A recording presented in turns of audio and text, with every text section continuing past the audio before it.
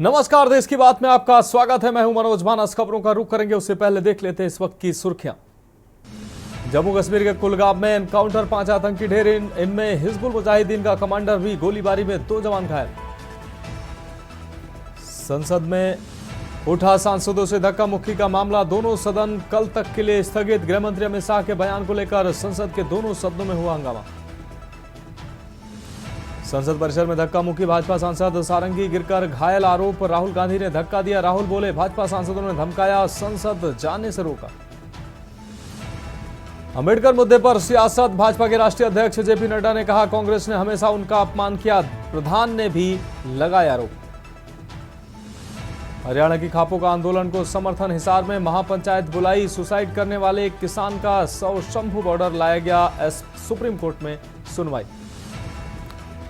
और हरियाणा के हिसार में तापमान 0 पहुंचा। एमपी राजस्थान के 9 शहरों में पारा 4 डिग्री से नीचे। हिमाचल में आज बर्फबारी के आसार। आप देख रहे हैं के न्यूज, खबरों का सारथी।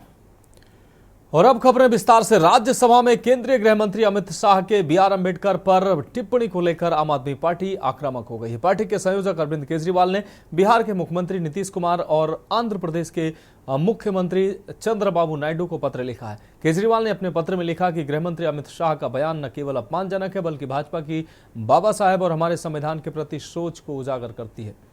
देश भर में करोड़ों लोगों की भावनाएं आहत हुई हैं। देश भर में करोड़ों लोगों की भावनाएं इस बयान से आहत हुई हैं, तो उन्होंने नीतीश कुमार और चंद्रबाबू नायडू से भी विचार करने को कहा है।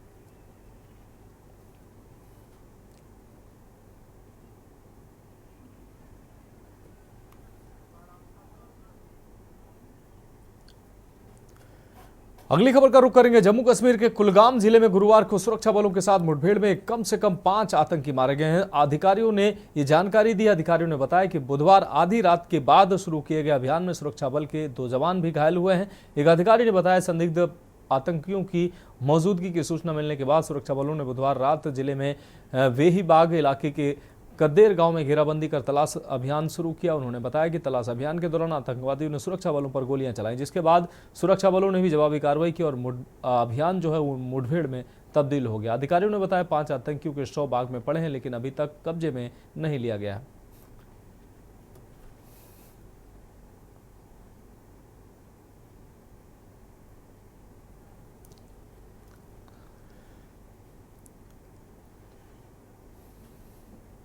अब बढ़ेंगे अगली खबर की ओर। दिल्ली में वायु प्रदूषण लगातार बढ़ता जा रहा है। केंद्रीय प्रदूषण नियंत्रण बोर्ड यानी कि सीपीसीबी के अनुसार दिल्ली में प्रदूषण का स्तर गुरुवार को भी खतरनाक बना हुआ है। सुबह 7:05 पर वायु गुणवत्ता सूचकांक बढ़कर 448 हो गया। अति गंभीर श्रेणी के करीब ये माना जाता है। आनंद विहार, वजीरपुर, रोहिणी, पंजाबी बाग, विवेक विहार, आईटीओ और जहांगीरपुरी जैसे इलाकों में वायु गुणवत्ता अति गंभीर श्रेणी में दर्ज की गई। राष्ट्रीय राजधानी में सुबह घना कोहरा भी छाया रहा। बुधवार को अधिकतम तापमान मौसम के औसत से थोड़ा ज्यादा यानी 23 डिग्री सेल्सियस और न्यूनतम तापमान 8 डिग्री सेल्सियस दर्ज किया गया।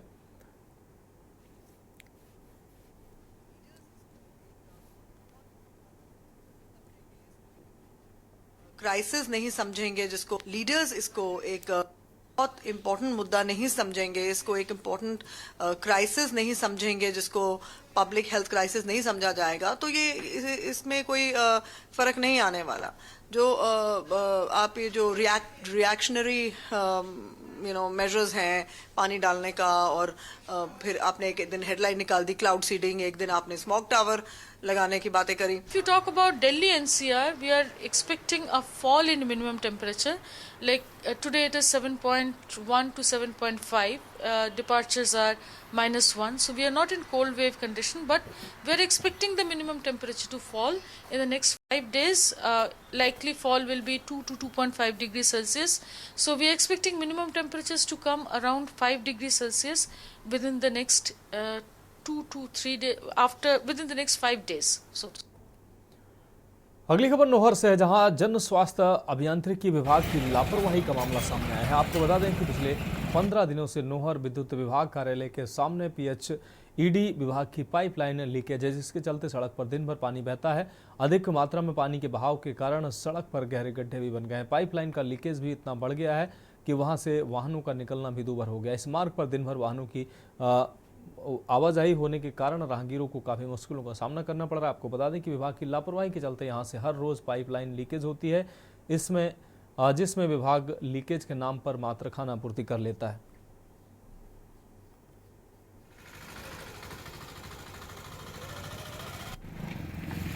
सर, विद्युत विभाग कार्यालय के सामने काफ़ी बड़ा लीकेज है। काफ़ी दिनों से पानी वहाँ बह रहा है।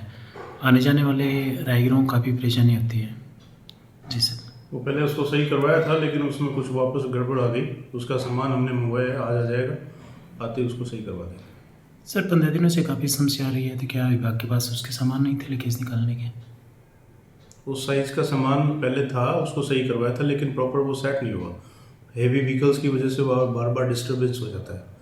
इस रोड पे काफ़ी हेवी व्हीकल्स होते हैं। वो टी सेक्शन है, टी सेक्शन के ऊपर हेवी व्हीकल्स की आ जाते हैं, उस वजह से दिक्कत आती है। तो हमने अब की बार थोड़ा सा और प्रॉपर करके उसको सही तरीके से करके इसको रिमूव कर दिया जाए। सर, शहर में काफ़ी सी लीकेज की समस्या आ रही है। काम चल रहा है, कॉन्ट्रैक्टर्स को ऑर्डर दिए हुए हैं, बीच में नहीं था, अभी हमने उसको दोबारा ऑर्डर दे दिया है, करवा देंगे।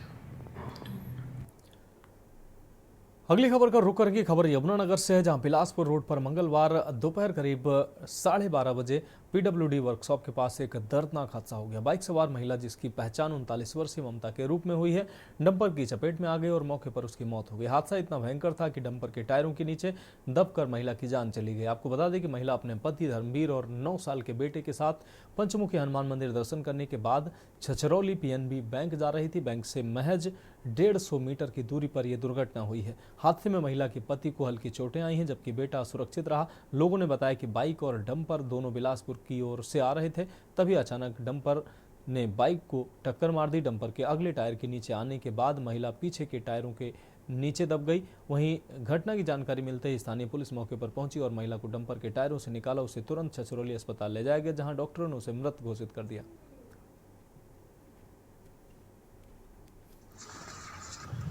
कल 17 तारीख को 11:30 बजे धर्मवीर अपनी पत्नी ममता के व बच्चे हरप्रीत के साथ अपने गांव गोविंदपुर से अपनी ससुराल मानकपुर ललाड़ी सिसरौली में पड़ता है, वहाँ के लिए चला था। वहाँ से इन्होंने डाका मंदिर के लिए जाना था अपनी सास को लेकर। तो इनका रास्ते में सिसरौली रेस्ट हाउस के पास के नज़दीक एक ट्रैक्टर वाला ने इनके मोटरसाइकिल को हिट किया, जिससे वो लेडीज़ ममता, इनकी वाइफ तनवीर की, वो नीचे गिर गई और वो ट्रक वाले का टायर पिछला तो उसके पेट के ऊपर से निकला। एज स्पॉट ही डेथ हो गई। At the spot brown death. अब बढ़ेंगे अगली अहम खबर की ओर। इलाहाबाद हाईकोर्ट के एक जस्टिस द्वारा दिए गए संविधान विरोधी और अल्पसंख्यक विरोधी बयान के खिलाफ वकीलों ने ज्ञापन जारी किया। ज्ञापन में विभिन्न वकीलों ने इस बयान को भारतीय संविधान की भावना और अल्पसंख्यक समुदाय के अधिकारों के खिलाफ करार दिया। वकीलों ने कहा कि जस्टिस का बयान भारतीय संविधान के मूल्यों, न्याय और समानता के खिलाफ है और न केवल अल्पसंख्यक समुदाय के अधिकारों का उल्लंघन करता है, बल्कि समाज में भेदभाव और घृणा को बढ़ावा देता है। वकीलों ने इस बयान की कड़ी निंदा करते हुए न्यायपालिका से संविधान की रक्षा करने की अपील की है।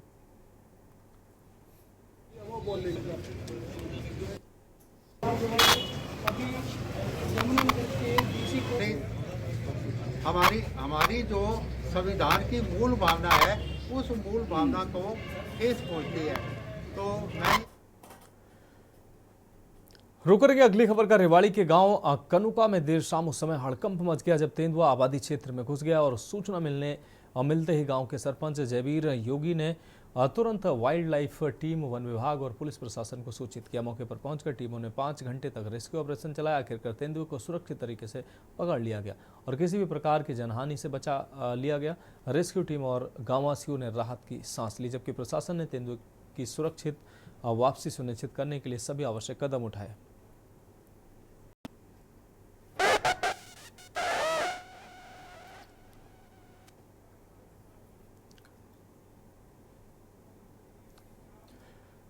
देश की बात में अब उत्तर प्रदेश की खबरों का रुख करेंगे। मैनपुर से अहम खबर है, जहां दलित बच्चों को सहायक अध्यापिका ने पीटा है। दलित बच्चों द्वारा पानी का जग छूने से बौखलाई सहायक अध्यापिका के द्वारा ये घटना घटित की गई है। सहायक अध्यापिका अनीता गुप्ता पर आरोप लगा है। स्कूल के बच्चे व परिजनों ने अध्यापिका पर आरोप लगाए हैं। परिजनों का आरोप है कि आए दिन बच्चों को पीटती हैं अनीता गुप्ता, और अनीता गुप्ता छुआछूत को लेकर भी काफी समय से परेशान करने का अनीता गुप्ता पर आरोप लगा है।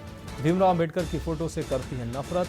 थाना कुरावली के कंपोजिट विद्यालय रीछपुरा का ये मामला है।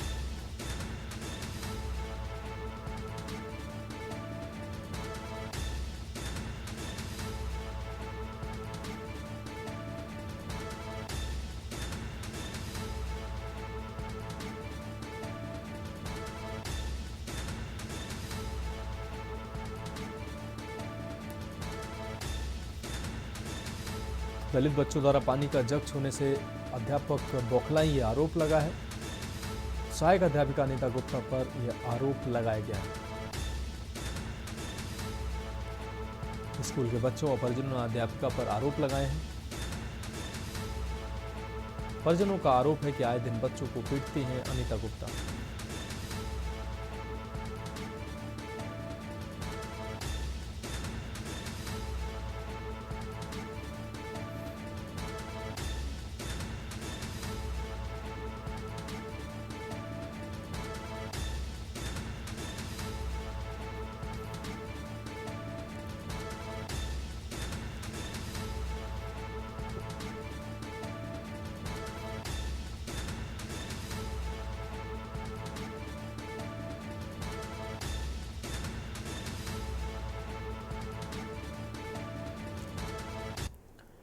अगली खबर का रुख करेंगे कौशाम्बी से। अगली खबर जहां संदिग्ध परिस्थितियों में विवाहिता की मौत हुई है। परिजनों ने लगाया दामाद पर हत्या का आरोप। बुलेट के लिए प्रताड़ित करता था आरोपी पति मनोज बुलेट की मांग कर रहा था। 2022 में हिंदू रीति रिवाज से हेमा देवी की हुई थी शादी। आरोपी पर महेवा थाने में दर्ज है आपराधिक मामला। सूचना पर पहुंची पुलिस जांच पड़ताल में जुटी हुई है। महेवा घाट थाने के अजरौली गांव की यह पूरी घटना। 2022 में हिंदू रीति रिवाजों से हेमा की शादी हुई थी। आरोपी पर महेवा थाने में आपराधिक मामले दर्ज है। तो सूचना पर पहुंची पुलिस जांच पड़ताल में जुटी हुई है। महेवा घाट थाने के अजरौली गांव की यह पूरी घटना है। तो कौशाम्बी से अहम खबर, संदिग्ध परिस्थितियों में विवाहिता की मौत हुई है।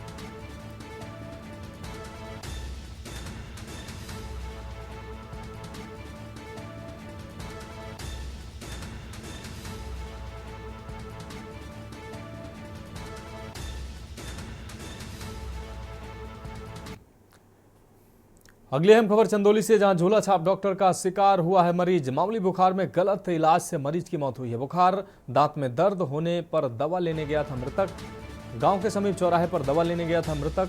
झोला छाप डॉक्टर के द्वारा सुई लगाने के बाद उसकी हालत बिगड़ गई। सामुदायिक स्वास्थ्य केंद्र पर डॉक्टर ने उसको मृत घोषित किया है। ग्रामीणों ने शव को सड़क पर रखकर जाम लगाया। सकलडीहा के अमड़ा मार्ग को घंटों ग्रामीणों ने जाम किया।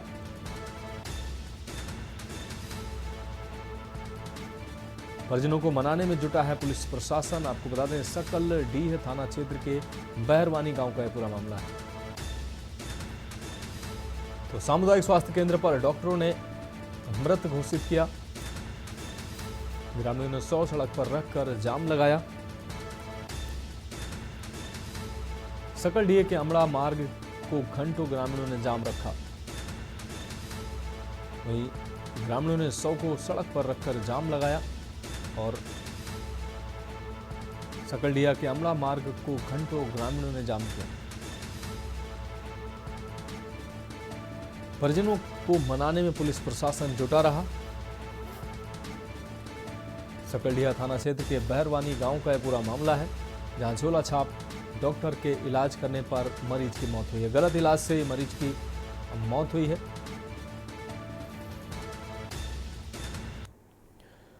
अगली खबर का रुख करेंगे। खबर कानपुर से है, जहां Mother Teresa higher secondary school Keshav Nagar द्वारा एनुअल कंसर्ट ग्लोरियस का आयोजन लाजपत भवन में किया गया। आपको बता दें, जिसकी शुरुआत दीप प्रज्वलित कर की गई, जिसमें बच्चों ने मनमोहक नृत्य नाटिका क्वायर की प्रस्तुति की, जिसमें क्लास 6 के छात्र आदर्श सबिता ने अपने साथियों के साथ बहुत ही शानदार डांस की प्रस्तुति की है। वहां पर बैठे सभी आए हुए सम्मानित गणों ने अपनी तालियों के साथ खूब आशीर्वाद दिया। तालियों की गड़गड़ाहट से पूरा हॉल गूंज उठा।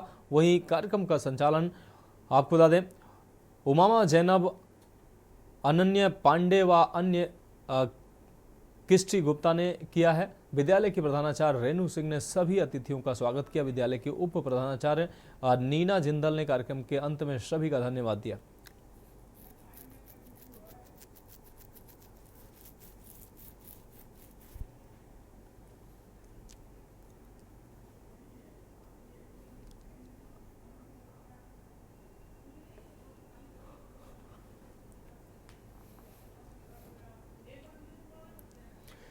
तो एनुअल कंसर्ट ग्लोरियस का आयोजन हुआ है। आपको बता दें कानपुर से ये खबर, अहम खबर आपको दिखाना। छात्र आदर्श सविता ने कार्यक्रम में समा बांधा है। तालियों से गड़गड़ाहट से पूरा हॉल उठा।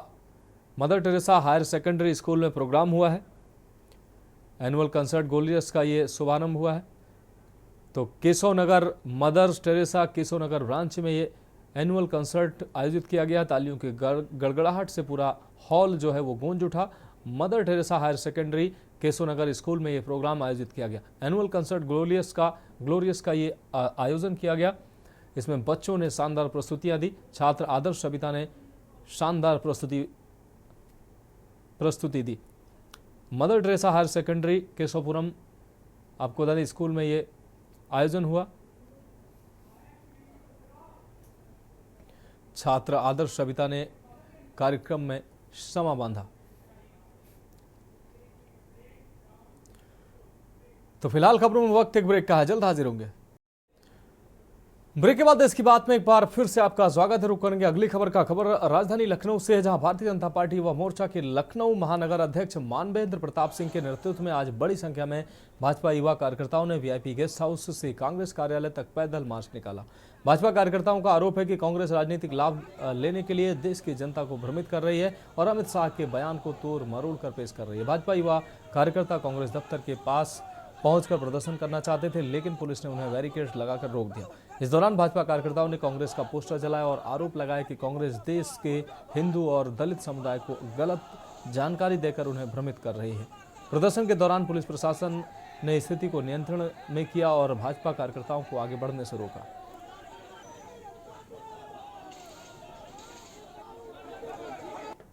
हाँ भाई, कांग्रेस के लोगों का केवल एक काम है, राजनीतिक लाभ के लिए देश की जनता को भ्रमित करना। अभी माननीय अमित शाह जी का जो बयान था उसको तोड़ मरोड़ करके जो उन्होंने पेश किया है, जो कांग्रेस पार्टी जो सदैव बाबा साहब का अपमान करती रही है, उनकी बात नहीं सुनी है। और एक तरफ भारतीय जनता पार्टी है जिसने सदैव बाबा साहब का सम्मान किया है, पंच तीर से लेकर सब कुछ उनके सम्मान में रखा है, भारत रत्न से लेकर सब कुछ किया है। उसको कटघरे में खड़ने का जो प्रयास, जैसा लोकसभा में दलितों को भारतीय जनता पार्टी से दूर करने के लिए तरह तरह के भ्रामक प्रचार फैलाए गए, उसी प्रकार का एक प्रयास जो कांग्रेस पार्टी ने शुरू किया, उसका करारा जवाब देने के लिए आज भारतीय जनता पार्टी के लोग सड़कों पर उतरे हैं। और किसी भी सूरत में देश के जो हिंदू हैं, जो हमारे दलित भाई हैं, उनको किसी भी तरह कंफ्यूज नहीं होने देंगे। इसका जवाब देने के लिए हम लोग यहां उतरे हैं। अगली खबर का रुख करके खबर कौशाम्बी से है, जहां बीजेपी के पूर्व सांसद विनोद सोनकर पर व्यापारी मुकेश केसरवानी की बेशकीमती जमीन पर अवैध कब्जे करने का आरोप लगा है। पीड़ित परिवार का आरोप है कि आपको बता दें चायल तहसील के चलोली गांव में उनकी पैतृक जमीन है, जो हाईवे से सटे होने के चलते बेशकीमती है। उस जमीन को बीजेपी के पूर्व सांसद विनोद सोनकर, उनके रिश्तेदार अरविंद सोनकर और संजय सोनकर जबरन खरीदना चाहते हैं। पीड़ित व्यापारी ने जमीन बेचने से मना कर दिया तो पूर्व सांसद ने अपने लोगों के साथ जमीन की बाउंड्री गिरा दी।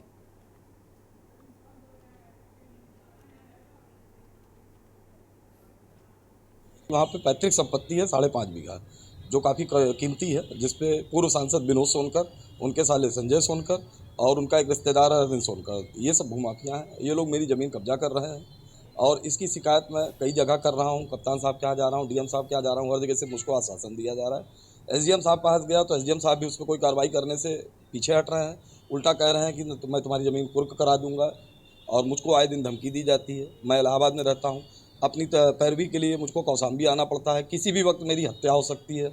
ये मैटर है एक बूमदरी ज़मीन के संबंध में, और एक पक्ष ने लैंड बेचा, फिर उसके बाद दूसरे पक्ष ने उसके संबंध में उसका जो अमाउंट बनता था वो दिया, फिर भी दूसरे पक्ष ने बैनामा कराने से इनकार किया। तो ये अब दोनों पक्षों में ये विवाद चल रहा है कि ज़मीन इनकी है, ज़मीन उनकी है। उसके संबंध में हाईकोर्ट के भी निर्देश आए हुए हैं, जिसमें कहा गया है कि दोनों पक्षों को मीडिएशन के माध्यम से इस प्रॉब्लम को सॉल्व करने के लिए कहा गया है। और ये भी कहा गया है कि उपरोक्त के क्रम में लॉ एंड ऑर्डर दृष्टि के हिसाब से एडमिनिस्ट्रेशन अपनी नियमानुसार चेक करे। अगली खबर का रुख करेंगे खबर राजधानी लखनऊ से, जहां पुलिस ने 3 अंतरराज्यीय गांजा तस्करों को गिरफ्तार किया। तस्करों के पास से 11 किलो 100 ग्राम अवैध गांजे की खेप बरामद हुई है। पुलिस के मुताबिक इसकी अंतर्राष्ट्रीय बाजार में कीमत करीब 8 लाख रुपए है। पकड़े गए आरोपी ओडिशा राज्य से गांजे की खेप लाकर लखनऊ में सप्लाई करते थे, जिनको पुलिस ने पकड़ लिया है। पुलिस के मुताबिक पकड़े गए तस्कर मूल रूप से रायबरेली जिले के रहने वाले हैं, जिनका नाम लव कुमार पाल, दिलीप पाल और संजय सिंह है। डीसीपी पूर्वी शशांक सिंह ने बताया कि पीसीआई थाना क्षेत्र के वृंदावन कॉलोनी के करीब डिफेंस एक्सपो ग्राउंड के पास से तीनों तस्करों को 2 लग्जरी कार के साथ गिरफ्तार किया गया है। तीनों आरोपी गांजे की खेप को ओडिशा राज्य से खरीद कर लाते थे और लखनऊ के अलग अलग जगहों पर बेच देते थे। ये देखिए, श्रीमान महोदय और सभी उच्च अधिकारियों द्वारा लगभग समय समय पर ऐसे निर्देश दिए जा रहे थे कि नशे का कारोबार करने वालों के खिलाफ सख्त कार्रवाई करी जाए।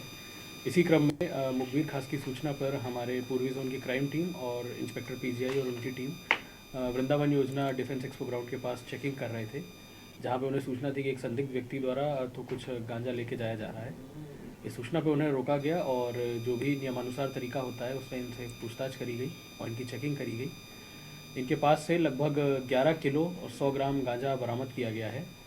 इसमें 3 अभियुक्तों की हमारे द्वारा हिरासत में इन्हें लिया गया है, जिनके नाम लव कुमार हैं, जो रहने वाले जनपद रायबरेली के हैं, दिलीप पाल हैं, ये भी रहने वाले जनपद रायबरेली हैं। और जब इनसे विस्तृत पूछताछ करी गई तो इनके द्वारा बताया गया जो इनका फॉरवर्ड लिंकेज था अजय सिंह, जो फुटकर में ये गांजा बेचने का काम करता था, उसको भी हमारे द्वारा गिरफ्तार कर लिया गया है। इनके पास से घटना में यूज़ होने वाली जो रेगुलर ये लोग यूज़ करते थे, उसमें एक बोलेरो नियो गाड़ी और एक स्विफ्ट डिज़ायर गाड़ी है, जिससे ये लोग रेगुलर गांजा खरीदते थे।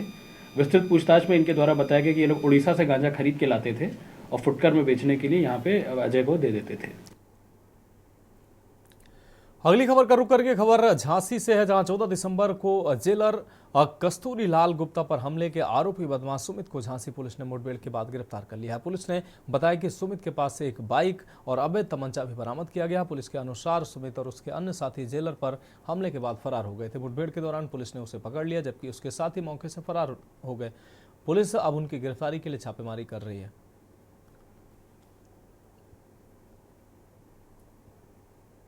दिनांक 14/12/2024 में थाना क्षेत्र नवाबाद में कस्तूरी लाल गुप्ता, जो झांसी जेल में जेलर के पद पर नियुक्त हैं, करीब दिन में 12:30 बजे इन पे कुछ लोगों ने हमला कर दिया था। ये जब जेल से स्टेशन की तरफ जा रहे तो उसी दौरान 4 पहिया पे 4 बदमाश आए थे और इन पे हमला कर दिया था। इस संबंध में थाना नवाबाद को उचित धाराओं में अभियोग पंजीकृत करके कुल 5 टीमें लगाई गई थी इन अपराधियों को ढूंढने के लिए। आज थानाध्यक्ष नवाबाद को मुखबिर से सूचना मिली कि जो उस दिन हमले में अपराधी शामिल था सुमित नाम का, वो आज टुकमा कॉलोनी के पीछे जंगल में किसी अपने साथी का इंतजार कर रहा है। खबरों में वक्त एक और ब्रेक का है, जल्द हाजिर होंगे। ब्रेक के बाद देश की बात में एक बार फिर से आपका स्वागत है। अगली खबर का रुख करेंगे खबर चंदौली से है, जहां जनपद के बलुआ थाना क्षेत्र के वंशीपुर गांव के समीप नहर में चाकू से गोदकर हत्या के बाद मंगलवार को 100 बरामद हुआ, जिसका खुलासा करते हुए पुलिस ने मृतक के मित्र को ही हत्या के आरोप में आला कत्ल, हथियार व कपड़ों के साथ थाना क्षेत्र के सूरतपुर गांव के समीप से गिरफ्तार करते हुए जेल भेज दिया। मृतक का मित्र राकेश सिंह यादव उर्फ बल्ली मृतक के गांव देवरापुर का ही निवासी है और मृतक को अपने पत्नी के साथ अवैध संबंध के दौरान आपत्तिजनक स्थिति में देखा था उसने, और उसी का बदला लेने के लिए शराब पिलाकर हत्या को अंजाम दिया था।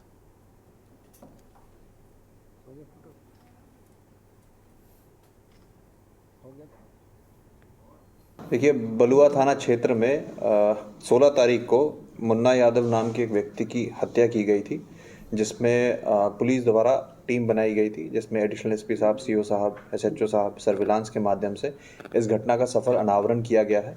इस घटना में अभियुक्त जो है राकेश सिंह यादव, इसको गिरफ्तार किया गया है। ये इस व्यक्ति द्वारा, जो राकेश सिंह यादव है, इसमें असली मोटिव जो घटना करने का था, क्योंकि राकेश सिंह यादव की पत्नी के साथ मृतक के अवैध संबंध थे। लगभग 1.5 महीना पहले ये आपत्तिजनक व्यवस्था में पाए गए थे, तो उसका बदला लेने के लिए अभियुक्त द्वारा मृतक को बुलाया गया था शाम को। इनके द्वारा पार्टी के नाम पे कि साथ में इनके द्वारा शराब पी गई, इसको ज़्यादा अधिक शराब पिला के जो अभियुक्त है इसने चाकू का इस्तेमाल किया, उसके द्वारा इसने घटना को अंजाम दिया है।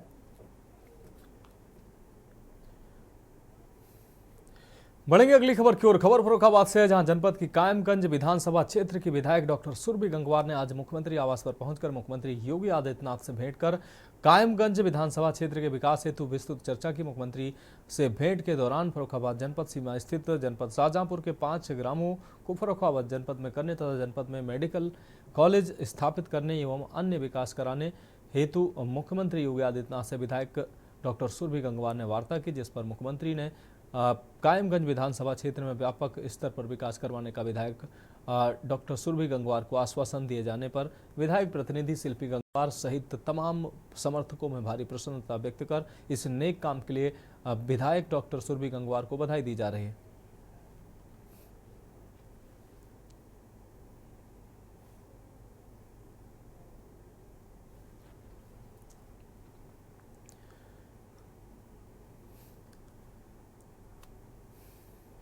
बढ़ेंगे अगली खबर की ओर। खबर सहारनपुर से है, जहां अधिवक्ता एसोसिएशन के 20 दिसंबर यानी कल होने वाले वार्षिक चुनाव में 1961 मतदाता 11 सदस्य कार्यकारिणी का चुनाव करेंगे। कल मतदाता सहारनपुर बार एसोसिएशन के एक अध्यक्ष पद, एक महासचिव, वरिष्ठ उपाध्यक्ष, कनिष्ठ उपाध्यक्ष, कोषाध्यक्ष और 2 पद संयुक्त सचिव, 2 पद वरिष्ठ सदस्य गवर्निंग काउंसिल, 2 पद कनिष्ठ गवर्निंग काउंसिल के चुनाव करेंगे। वहीं प्रगतिशील अधिवक्ता एकता मंच भी इस बार जागरूक अधिवक्ता मंच और ब्रदरहुड अधिवक्ता मंच का समर्थन मिलने से उत्साहित है।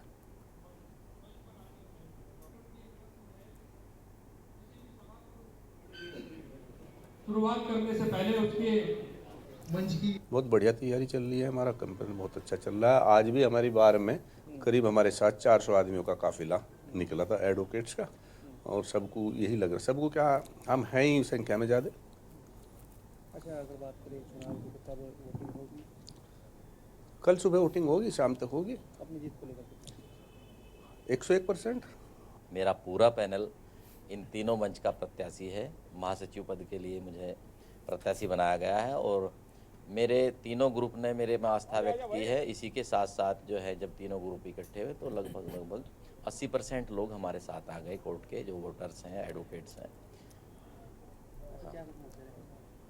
मुद्दा हमारा ये है कि जो युवा अधिवक्ता है वो उनकी कार्यशैली से त्रस्त है, हम उससे निजात दिलाएंगे और युवा अधिवक्ता जो है वो अपना स्टैंड बना सके कोर्ट में, उनको चैम्बर मिल सके। और तैयारी हमारे ग्रुप की कि उनके कल ही होश फाख्ता हो गए थे, इसी उसमें वो आज फील्ड में भी नहीं निकल पाए और हमारा पूरा ग्रुप बहुत अच्छे मतों से जीत कर आ रहा है। इस चीज़ का उनको एहसास हो चुका है, इसलिए वो आज फील्ड में भी नहीं रहे। हमारी प्राथमिकता ये रहेगी, जो युवा अधिवक्ता है और महिला अधिवक्ता है उनके लिए चैम्बर का कहीं ना कहीं बैठने का इंतज़ाम किया जाएगा। और एक बड़ी समस्या है पार्किंग की समस्या के लिए भी दूर करने कुछ ना कुछ इंतज़ाम करेंगे। और जो कल्याणकारी कोष होगा वह पारदर्शिता के हिसाब से हर महीने बोर्ड पर उसका आय और व्यय का ब्यौरा लिखा जाएगा, जिससे सभी अधिवक्ताओं को पता रहे कि हाँ कितना बार रूम में कमाई हो रही है, इनकम, और कितना एक्सपेंसिस हो रहा है। बढ़ेंगे अगली खबर की ओर। खबर जालौन से है, जहां सपा नेताओं ने संविधान निर्माता बाबा साहब का अपमान करने का आरोप लगाते हुए अंबेडकर चौराहे पर एकत्र होकर विरोध प्रदर्शन किया। उन्होंने गृह मंत्री अमित शाह के इस्तीफे की मांग उठाई। कहा, भारत रत्न बाबा साहब पर सदन में की गई टिप्पणी खेदजनक है। इससे समाजवाद में भरोसा रखने वाले सपाइयों सहित सभी अम्बेडकरवादियों को आत्मिक कष्ट पहुंचा है। गृह मंत्री का बयान केंद्रीय कैबिनेट सहित सरकार की मानसिकता की परिचायक है। हम पुलिस को जरूर दिखाते हैं।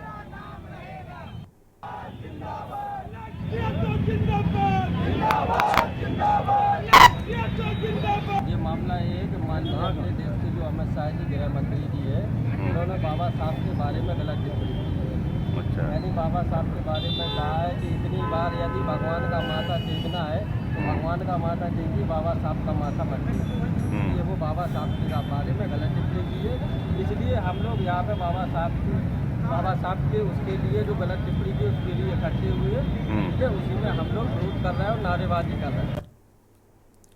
बढ़ेंगे अगली खबर की ओर। खबर हरदोई से, जहां हरदोई में मुख्य विकास अधिकारी ने अस्थायी गौशाला और आरआरसी केंद्र, आंगनबाड़ी केंद्र का निरीक्षण किया है। शाहबाद विकासखंड क्षेत्र के अंतर्गत आने वाले ग्राम सभा सिकंदरपुर, नकरतरा और नगरतरा का निरीक्षण किया है। गौशाला में 100% पशुओं की ईयर टैगिंग न पाए जाने पर पशु चिकित्सा अधिकारी को कारण बताओ नोटिस भी जारी किया गया। निरीक्षण के दौरान गौशाला में 181 गौवंश सुरक्षित पाए गए। निरीक्षण के दौरान में मिली खामियों पर सीडीओ ने जमकर फटकार भी लगाई। आज विकासखंड शाहाबाद में सिकंदरपुर नरकतरा ग्राम पंचायत के आंगनवाड़ी केंद्र का निरीक्षण किया गया, गौशाला का निरीक्षण किया गया, अस्थायी गौशाला का, और आरआरसी सेंटर जो नवनिर्मित हुआ है उसका निरीक्षण किया गया।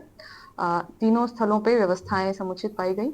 आंगनवाड़ी केंद्र बहुत अच्छी तरह से विकसित किया गया है। विशेष रुचि लेके खंड विकास अधिकारी के द्वारा उसमें प्रयास किए गए हैं। बाला पेंटिंग इत्यादि बहुत बेहतर तरीके से वहाँ पे प्रबंधन किया जा रहा है। इसके लिए मैं प्रशंसा करती हूँ बीडीओ की।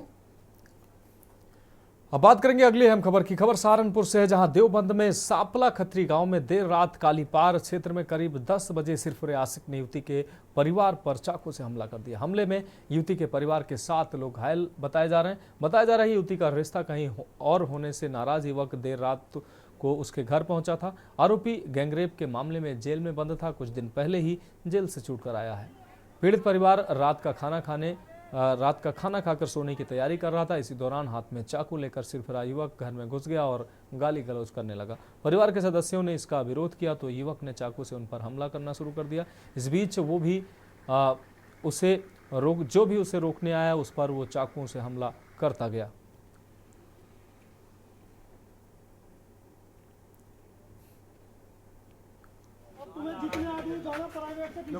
सर, पूरा मामला तो डिटेल्स तो मुझे नहीं पता है, वो जांच का विषय है और इसमें आपको अधिक जानकारी पुलिस वाले दे सकते हैं, थाना अध्यक्ष।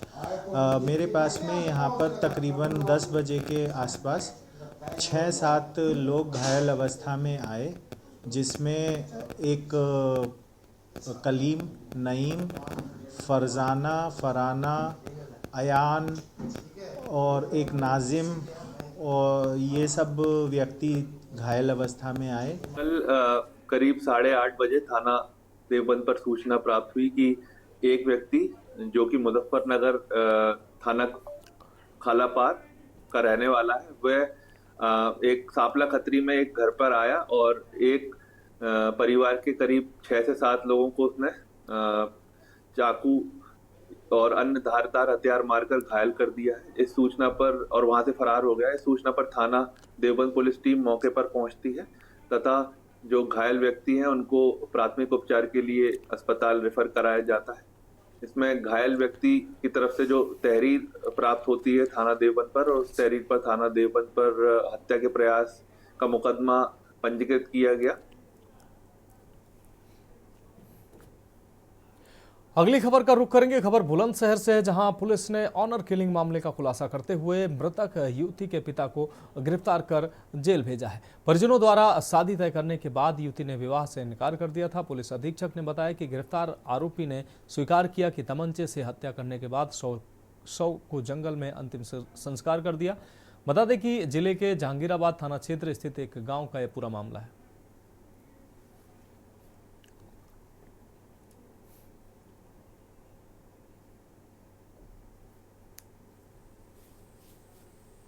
ये 2 दिन पहले ये घटना हुई थी, जिसकी सूचना गांव के ही एक व्यक्ति के द्वारा स्थानीय पुलिस को दी गई और पुलिस द्वारा मौके पर जाकर छानबीन और जांच की गई तो पता लगा कि डेड बॉडी का क्रीमेशन कर दिया गया है। और पुलिस ने इस जांच और पड़ताल और छानबीन के द्वारा यह निकल के आया कि मृतका की शादी कहीं और तय की गई थी, जहां वो करने को तैयार नहीं थी और इस पर शादी टूट गई थी। इसके अलावा उसका कहीं और अपनी इच्छा से शादी करना चाह रही थी। इन्हीं सब कारणों से लेकर उसके पिता द्वारा ये घटना कारित की गई और इसमें एफआईआर दर्ज की गई है पुलिस की तरफ से और जो मुख्य अभियुक्त है उसको गिरफ्तार करके आला कदम बरामद कर लिया गया। अगली अहम खबर का रुख करेंगे खबर कानपुर से, जहां ठंड के मौसम में इन दिनों बच्चे विंटर डायरिया की चपेट में आ रहे हैं। इसमें छोटे बच्चों के साथ टीनएजर्स भी शामिल हैं। विंटर डायरिया पर के न्यूज से खास बातचीत में वरिष्ठ बाल रोग विशेषज्ञ डॉक्टर वीएन त्रिपाठी ने बताया कि वोमिटिंग, लूज मोशन, पेशाब कम होना विंटर डायरिया के प्रमुख लक्षण हैं। ऐसे में बच्चों के पेरेंट्स को तुरंत निकट के डॉक्टर को दिखाना चाहिए। इसके साथ ही बच्चों को रोटा वायरस का टीका भी लगवाना चाहिए। उन्होंने कहा कि 5 साल से कम उम्र के बच्चों को ठंड से बचाना बेहद जरूरी है। इसके लिए सुबह और शाम बच्चों को बाहर न निकलने दें। बच्चों को स्वेटर, कैप लगाकर रखें। बच्चों को मोजे और जूते भी पहना कर रखें। पेरेंट्स को चाहिए कि बच्चे ठंड से बचे रहें।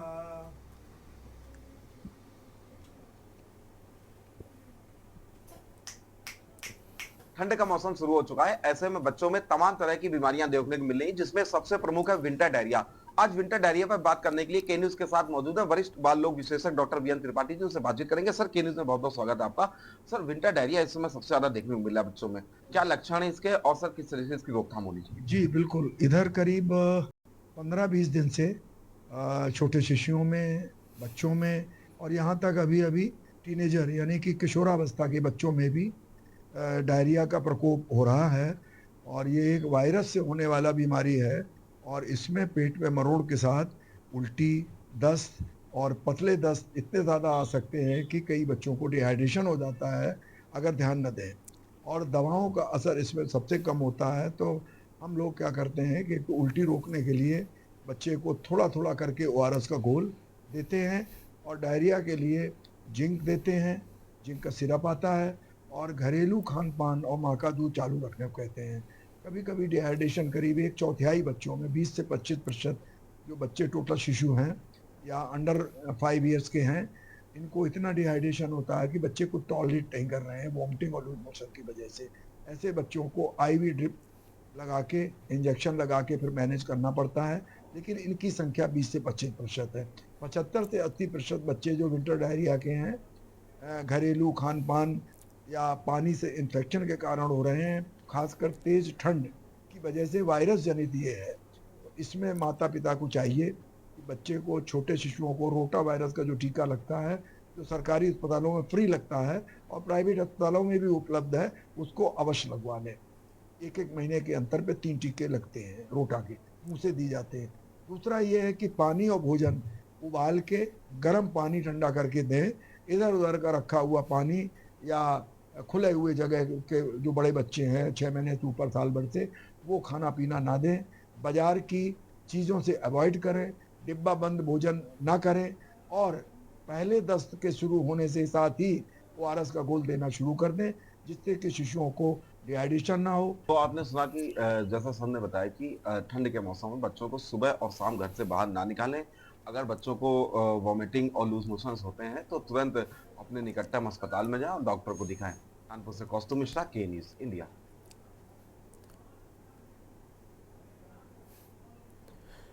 बढ़ेंगे अगली खबर की ओर। खबर कौशाम्बी से है, जहां जिले में वर्ष 2023 के मुकाबले 2024 में अपराधों में भारी कमी आई है। खासकर हत्या, रेप, चोरी, लूट और नकबजनी के अपराधों में काफी कमी दर्ज की गई है। वर्ष 2023 में हत्या के 33 मामले सामने आए थे, जबकि 2024 में हत्या के महज 19 मामले ही सामने आए हैं। वहीं एनकाउंटर में 18 बदमाशों को गिरफ्तार किया गया है, जिसमें यूपी STF की ज्वाइंट कार्रवाई में एक कुख्यात बदमाश को ढेर किया गया है। वहीं 18 से ज्यादा अपराधियों पर गैंगस्टर की कार्रवाई कर पुलिस ने 6 करोड़ से ज्यादा संपत्ति जब्त की है।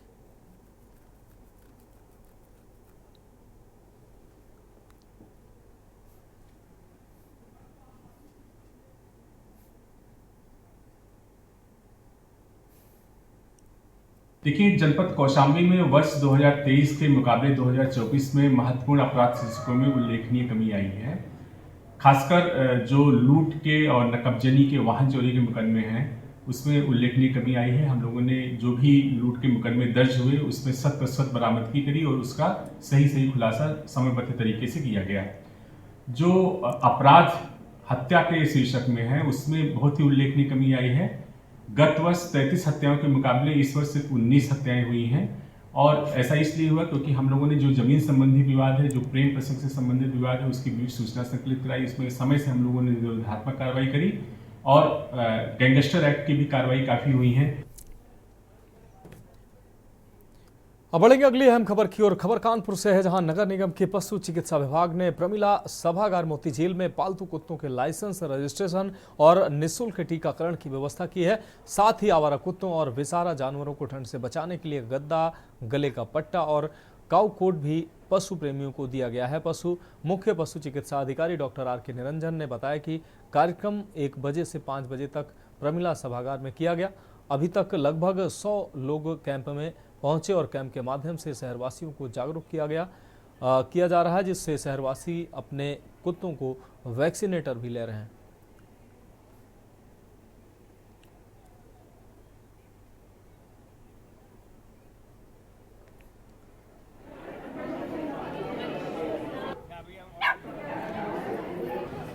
अभी लगभग 2 घंटे से तो आप लोग देख ही रहे हैं, यहाँ पे तकरीबन 100 लोग आए होंगे जिन्होंने अपने अपने कुत्तों को लेके आए। इनमें से कुछ लोगों के अपने पालतू कुत्ते हैं, कुछ लोग डॉग लवर्स हैं जो उनके स्ट्रीट्स में कुत्ते रहते हैं, उनको ले आए हैं। इनको किसी भी तरीके के फीस यहाँ पर नहीं ली जा रही है। फ्री ऑफ कॉस्ट जो है एंटी रेबीज़ वैक्सीन लगाई जा रही है, उसका साथ में वैक्सीनेशन कार्ड भी दिया जा रहा है।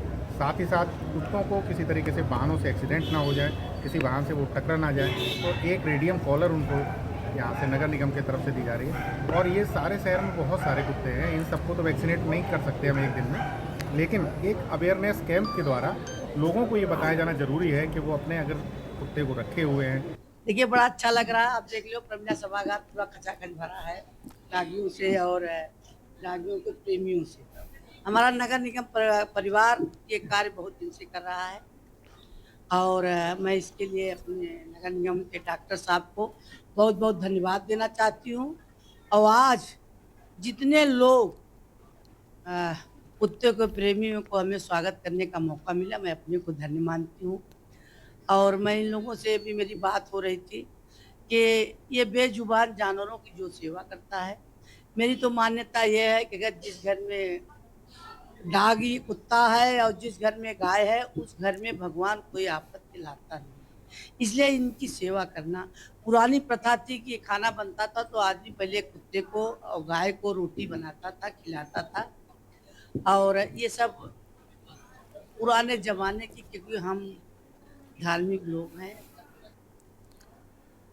अब बढ़ेंगे अगली अहम खबर की ओर। खबर बाराबंकी से है, जहां जिले के थाना कोठी क्षेत्र के अंतर्गत कस्बा केसरगंज स्थित आर्यावर्त ग्रामीण बैंक में बीते दिनों चोरी के लिए घुसे 2 साथी चोरों को स्वाट सर्विलांस व कोठी थाना पुलिस की संयुक्त टीम ने गिरफ्तार कर उनके पास से रुपए गिनने वाली मशीन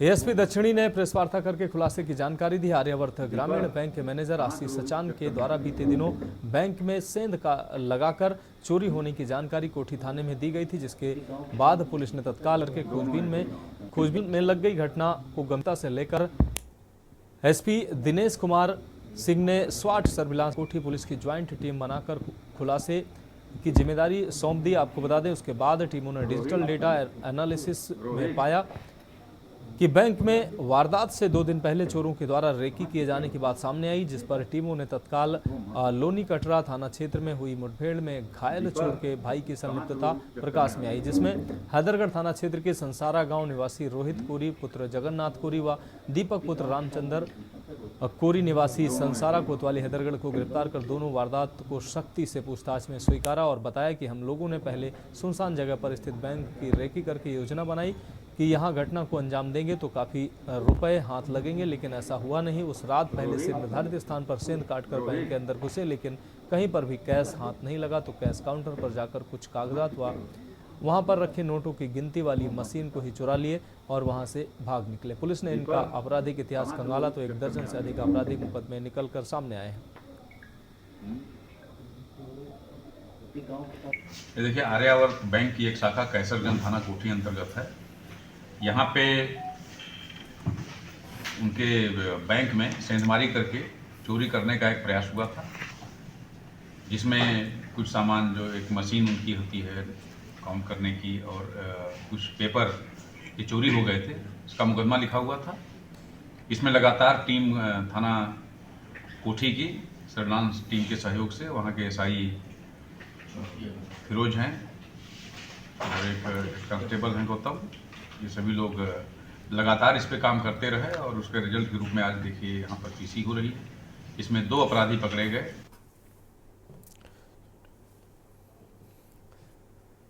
अगली खबर का रुख करेंगे। अगली खबर झांसी से है, जहां थाना गुरसहाय क्षेत्र के आसपास के थानों में चोरी की घटनाएं विशेष रूप से मोटरसाइकिल की हो रही थी। ये जानकारी मिली लोकल का ही कोई गैंग है, ये जानकारी सामने आई। इसमें पुलिस को एक सफलता मिली कि अतुल सिंह गुर्जर को गिरफ्तार कर लिया गया। अतुल सिंह गुर्जर कस्बे के ही प्रतापपुर का रहने वाला है। पुलिस अधीक्षक ग्रामीण गोपीनाथ सोनी ने बताया कि इसके पास एक बाइक बरामद हुई, पूछताछ की गई। इसके पास से 8 मोटरसाइकिल बरामद हुई। मोटरसाइकिल की हो रही थी तो ये पता चला कि लोकल का ही कोई गैंग है। तो उसमें पुलिस को कल एक सफलता मिली कि एक अरुण सिंह जो वहीं गुरसराय कस्बे के प्रतापपुरा का रहने वाला है, ये उस समय कोई बाइक लिया हुआ था तो पुलिस ने रुकवाया तो ये भाग रहा था, तो इसको पकड़े हैं। तो इसके पास से तमंचा मिला और फिर इससे पूछताछ करके पुलिस ने 8 मोटरसाइकिल बरामद किया है, जो इस ज़िले के अतिरिक्त हमीरपुर और जालौन, जो इस ज़िले में जो इन्होंने चोरी की है वो मोट है, एरच है, मौरानीपुर है, इन जगहों से चोरी की थे और 8 मोटरसाइकिल ट्रेस हैं। बढ़ेंगे अगली खबर की ओर। अगली खबर बदायूं से, जहां एक बार फिर भाई और भाई का रिश्ता शर्मसार कर देने वाला मामला सामने आया है। घटना में भाई का हत्यारा भाई गिरफ्तार कर पुलिस ने खुलासा कर जेल भेज दिया है। वहीं आरोपी आदिल खान ने पूछताछ में बताया कि मेरा भाई पिता से बहुत बदतमीजी करता था, कई बार पिता को गालियां देते हुए अपमानित किया। पिछली बार जब पिता से बदतमीजी की तो मैंने ठान लिया कि इसकी हत्या कर देंगे। तभी ककराला निवासी तारिक से संपर्क कर देसी पिस्टल खरीदी और घटना के दिन हम दोनों भाइयों में कहासुनी हुई तो उसी पिस्टल से गोली मारकर हत्या कर दी। पूरा मामला बदायूं कोतवाली सदर क्षेत्र के मोहल्ला चौधरी सराय नई बस्ती का है।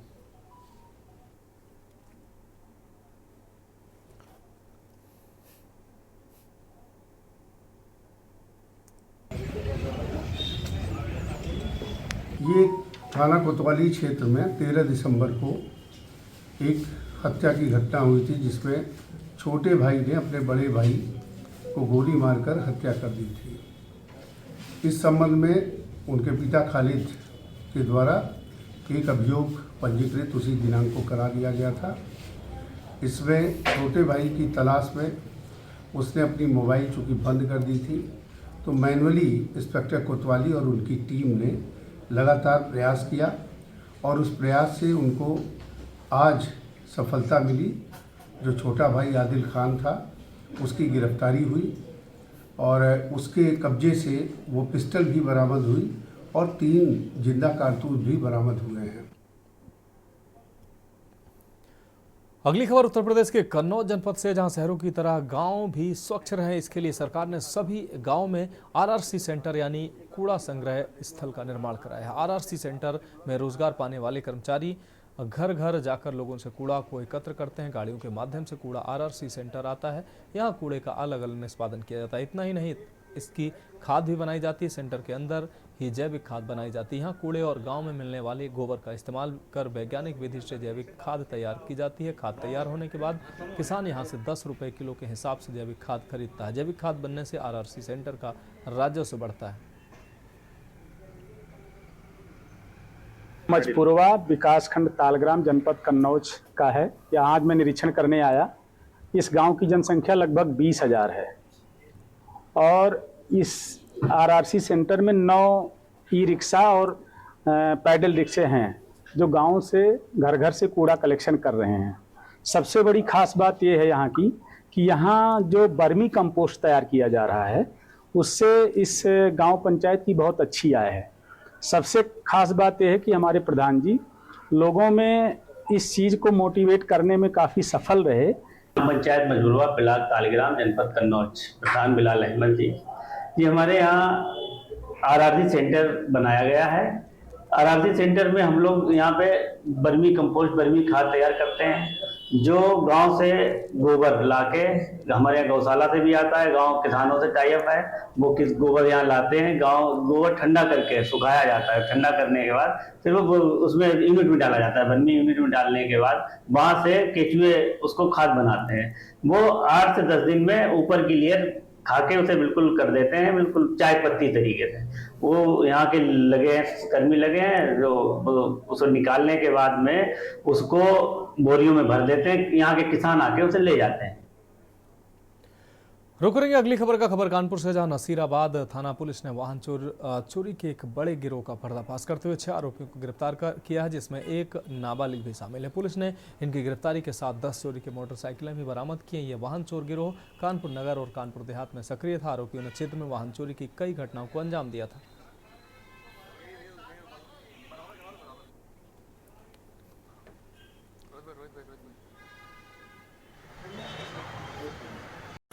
एक्चुअली एसीपी स्वरूपनगर के नेतृत्व में इंस्पेक्टर नज़ीराबाद मिस्टर अमान सिंह और सबके नेतृत्व में एक बड़ा होमवर्क किया गया यहाँ पे। जितनी वाहन चोरियाँ हो रही थी इस पे बड़ा मेटिकुलस काम हुआ और करीब 6 वाहन चोर गिरफ्तार किए गए हैं, जिनके पास से 10 बरामदियाँ की गई हैं, 10 वाहन बरामद किए गए हैं।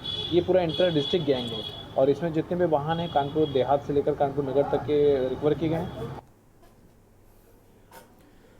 तो फिलहाल देश की बात में अभी के लिए मेरे साथ इतना ही। मुझे दीजिए इजाजत और आप देखते रहिए के न्यूज इंडिया।